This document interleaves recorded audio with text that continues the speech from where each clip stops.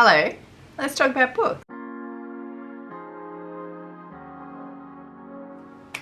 Alright, it's time to talk about 2023 books finally. I understand that it's March, but you've got to give me some time to get the reading done before I can tell you about the reading.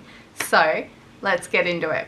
Now, if you've been here before, you will know that I started an English degree at the end of 2022, and a lot of this reading is to do with the first subject that I'm doing there, which is basically an introduction to English literature. So it's got short stories, drama and poetry, which leads me to the first book, which is called, oh, by the way, I've got my trusty bullet journal with all my notes. So the first one was The Development of the Sonnet, an introduction by Michael R.G. Spiller. This was published in 1992. Because it was a book for uni, I read it as a PDF. Clearly I was doing stuff about sonnets. Now, the thing about academic books, when they say an introduction in the title, they're really doing what they mean. It really is just a basic level introduction.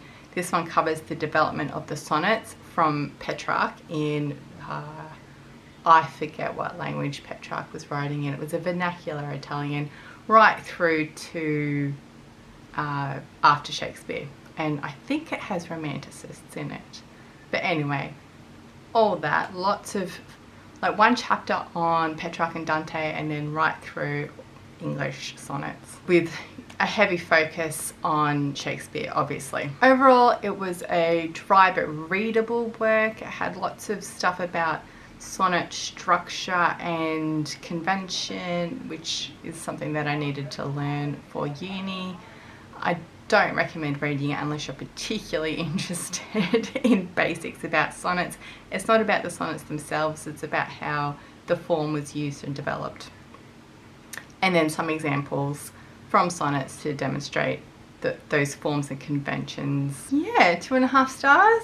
It was okay, but it was published in 1992, so it was probably dated because that's 30 years ago. I'm confidently saying that. Clearly more books will have been read. Clearly more books will have been written since then. But it was perfectly fine for an introduction. Blood of Elves, which is the first Witcher novel by Andrzej Sapkowski. I did look up how to pronounce that and I mangled it anyway. It is what it is. The Witcher books start with two books of short stories and then on 2 novels. So this is the first full-length novel. This was published in, oh hang on, where's my notes? Published in Polish in 1994. It was translated by Denizia Stock in 2009. It's when it came to English. And I read the paperback with the fake now on Netflix sticker, but actually I don't, this might be sacrilege to admit on BookTube, but I don't mind these stickers. If this is the way that I came to the source material, then it's a nice memory for me, I think, too. I like it. I like this cover. This is, for epic fantasy, very short. And by the time I got to the end of it, I was like, where's the rest of the story? This is only half. This is, even though it's about the Witcher Geralt, most of this story is about Ciri. Ciri is Princess Cirilla. She's a princess of a country that's been invaded and she's presumed dead, but she's Geralt's destiny in that he did a good turn for her parents, and rather than demand a payment, he invoked the law of surprise, which is payment by giving him that which they did not know they had. And of course, in the TV show they do this dramatically. He invokes the law of surprise and then straight away Ciri's mum throws up everywhere and everyone's like, oh no, she's pregnant. So of course Geralt's like, I'm not going to take your baby, that's ridiculous, what would I do with a baby, just we'll forget all about it. But Ciri is Geralt's destiny, so eventually they meet up. Don't forget this is fantasy world and it makes complete sense.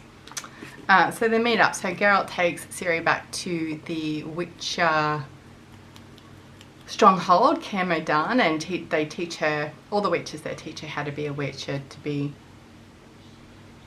Someone outside's got a radio. my neighbour. They teach her witcher skills, how to be fast and strong and fight with a sword. But then she starts to prophesy, and that freaks them out. So they invoke the help of some wizards who are basically like, what the hell, she's a young girl. What are you doing? And witches are made by a process of mutation, giving them a mutagen. And if they survive the process, they become witches. And the sorcerers are like, do not give this kid poison and potentially kill her in the name of making her a witcher. So instead, they take her off to a school where she's taught magic. So by the end of the book, which mostly focuses on Ciri, she's got fighting witcher skills and she's got magic skills. And then she has to leave the school. And then I was like, okay, so we've got her training montage. Now what's going to happen? Obviously, because it stops there and I own all of the Witcher series, I just kept going. There's no way I was going to leave it at that. But anyway, my notes say, the translation here must be excellent because the writing is cutting and clever, the voices of the characters are really clear, and Geralt continues to be a resigned optimist while pretending he's a realist. I really enjoyed it. I wanted more. Simultaneously, I was listening to Children of Memory by Adrian Tchaikovsky, which is the third in his Children of Time series. This was published at the end of 2022, and I started it almost immediately. I love the Children of Time. It's probably up there in my top books. Definitely top science fiction books, because I haven't read much science fiction. It is the story of spiders who are uplifted to sentience and intelligence by a virus. And then I was going to leave it at that because it's a really good standalone book. And there was a second one about octopodes, and I was like, eh. And then I heard this third one was coming out. So I read the second one. I'm going to link the review. Where did they link? There, I think. And down below. And then I listened to this third one as well, Children of Memory, which takes characters from the first book, the arachnids, and from the second book, the octopodes, and no spoilers, and places them in this third book where they are making first contact with another human colony. Earth was abandoned millennia ago at this point, and there's colony ships where you can deep sleep until you find the right place to terraform and, you know, start humanity again. The whole point of this trilogy is the exploration of humanity, society, culture, what it means to be human, which is often a theme in science fiction, and in this case using the uplifted other species to reflect on what it means to be human. So here it's exploring, rather than uplifted other species, it's exploring humans and how humans behave themselves. So anyway, these people are doing this first contact on a colony that's on a planet that has naturally terraformed, like it hasn't been interfered with, it's naturally terraformed to a point where it can survive life, but not for long. So they've got farms, they've got a little village, but it's a really hard life, and they're constantly terrified of the Sekkers, or the outsiders, because there's always got to be someone to be afraid of and blame the hard stuff on. And anyway, these characters from the first couple of books, they come and they do first contact, and there's a mystery here to be solved because the main character from the town is a 13-year-old girl called Liv, and she understands too much. She has too much insight into what is happening, even though it's portrayed in her teenager language.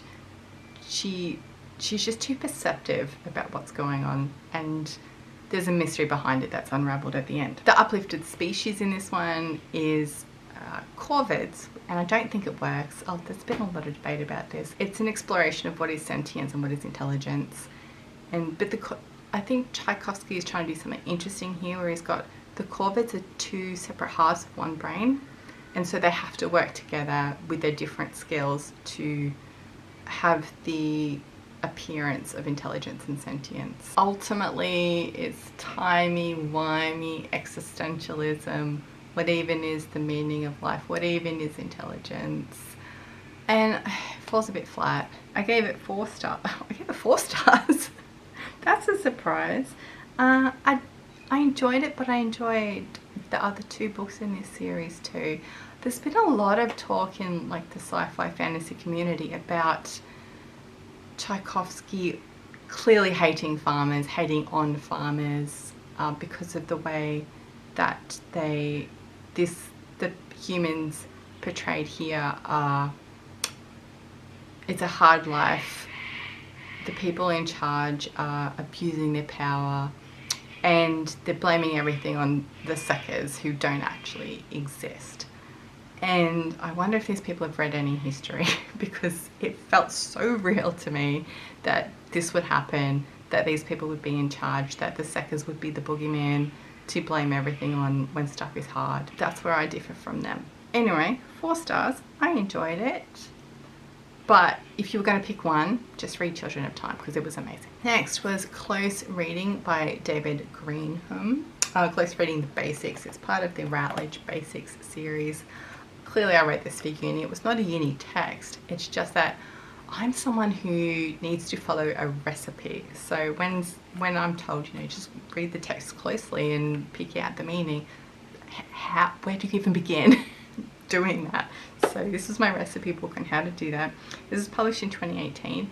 And if you know someone who is like year 11, 12 English, or starting an English degree like I am, highly recommend. It was really useful to me in just showing me how to take a passage and drill right down to the meaning. And even some of it, like I would do the practice exercises and then they would just keep going and extrapolating meaning, and I was like, how did you even get that far?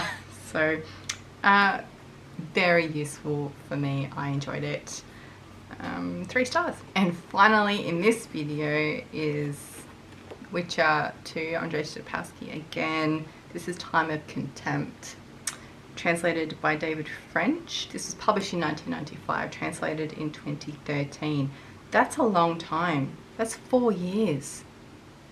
Oh my goodness. And remember I said like it just left basically half the story? Waiting 4 years would have sucked. Anyway, I did not wait 4 years. I waited about, I picked it up straight away. I picked it up.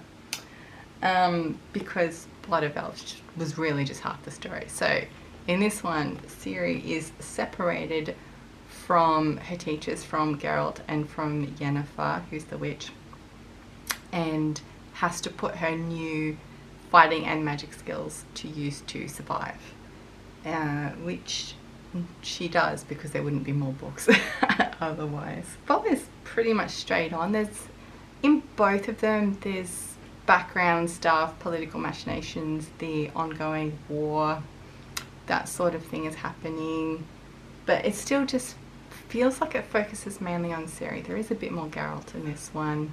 You know, the awkward situation where he goes to the fancy political work party of his girlfriend and it's awkward, that sort of thing. Can't tell you too much about what actually happens because it's spoilers in the plot, but Geralt continues to be a curmudgeon.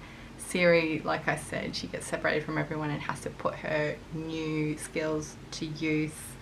Yennefer is really just a mystery character. She's in and she's out. That's Geralt's on again, off again girlfriend. And I really enjoyed it, but again, it went through the whole story. It went through what Ciri needs to do to survive the situation she's in, and then it sets up the next story. There's, you know, a whole, felt like a chapter, it was probably more than that, of setting up the next steps so that you immediately want to pick up that third book, which I did not. Yeah, it feels just like one long epic that was broken into chunks for publication. Now, I don't know if that's actually what happened, but that's what it feels like, and so it feels like you're not fully satisfied, the plot arc isn't fully resolved, and you just want to keep going. Which I do want to keep going. I'm actually, at the time of recording, reading the third one. So there you go, my first 5 books of 2023. If you want this in a more wordy, less video format, you can subscribe to my Substack, link below. I've also obviously like and subscribe this if you want to stick around. That supports the channel. And I've got my Amazon wishlist linked below too, that will give you a heads up on what's on my radar, and also it gives you a chance to support this channel if you so choose. Otherwise, I will see you next time. Bye.